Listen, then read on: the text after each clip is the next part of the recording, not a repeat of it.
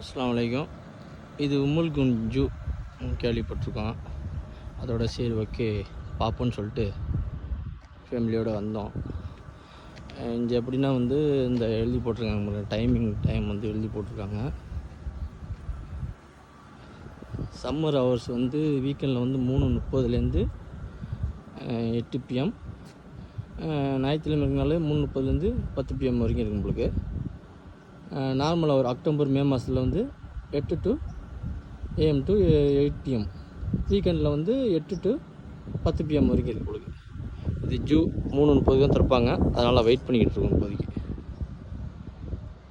இது வந்து ticket counter போலுக்கு இந்த போட்டிருக்காங்க, எவ்வளோ டேட் போட்டிருக்காங்கன்னு பார்த்துங்க.